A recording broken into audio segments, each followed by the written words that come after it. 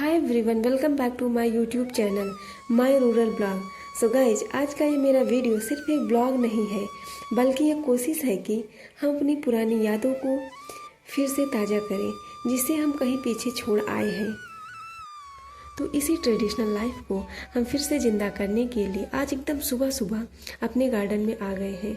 तो कल शाम को हमने चूल्हे पर खाना बनाया था, तो उस टाइम चूल्हा काफ़ी जल रहा था, लेकिन अब ये बिल्कुल ठंडा हो गया है।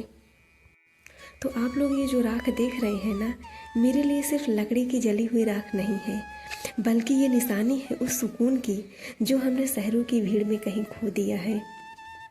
लोग इसे कचरा समझकर कहीं बाहर फेंक देते हैं, लेकिन हम इसे बाहर नहीं फेंकेंगे। हम इसे अपने पौधों की जड़ों में डाल देंगे। आखिर जो मिट्टी से निकला है उसे वापस मिट्टी में ही मिल जाना चाहिए। तो अब पौधों को उनका हिस्सा देने के बाद अब बारी है इस चूल्हे की।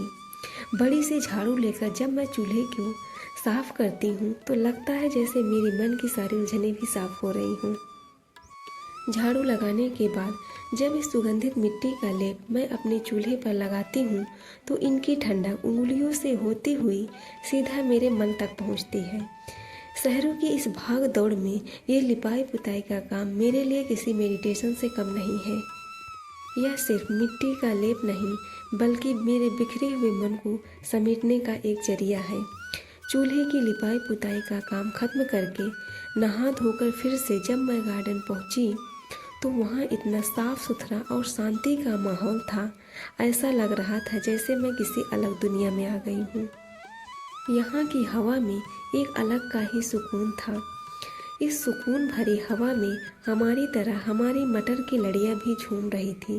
तभी मैंने सोचा क्यों न थोड़ी देर इस प्रकृति के साथ थोड़ा और समय बिताया जाए।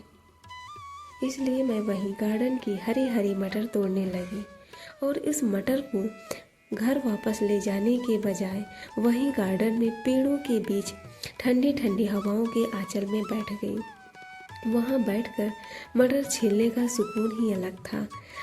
मटर छीलने के बाद मैंने वहीं सिलबट्टा निकाला मटर और मसाला को पीसने के लिए।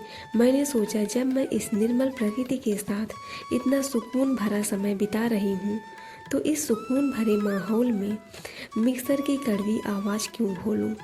प्रकृति के इतने करीब होकर मिक्सर का इस्तेमाल करना मुझे अच्छा नहीं लग रहा था, इसलिए मैंने इन सबको सिलबट्टे पर ही पीसा। लेकिन ये भी बात है कि प्रकृति जितना सुकून देती है वहीं कभी कभी हमारी परीक्षा भी लेती है।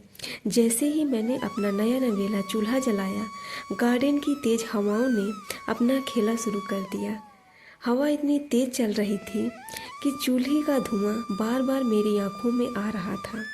यह धुआं मुझे परेशान तो कर रहा था। मेरे आंखों में आंसू सिर्फ धुएं की वजह से नहीं थे, बल्कि उन यादों की वजह से भी थे जो सालों साल सुबह शाम इसी धुएं के बीच रहकर हमारे लिए स्वादिष्ट खाना बनाया करती थी। हम आज एक दिन के धुएं से इतना परेशान हो गए, पर उनका सोचिए, जब मैंने वहाँ की धुआं और हवा से परेशान होकर अपना सारा सामान समेटकर घर चली आई, तब मुझे समझ आया कि उनकी मेहनत कितनी अनमोल थी। फिर घर आकर जब मैंने थाली में खाना लगाया तो सिर्फ थाली में खाना नहीं, बल्कि उन बुजुर्गों के प्रति सम्मान भी था। बस अब मैं इन्हीं यादों का स्वाद चखने जा रही हूँ। मिलती हूँ आप लोगों से अगले ब्लॉग में। तब तक आप लोग अपनों का मेहनत याद करते रहिए।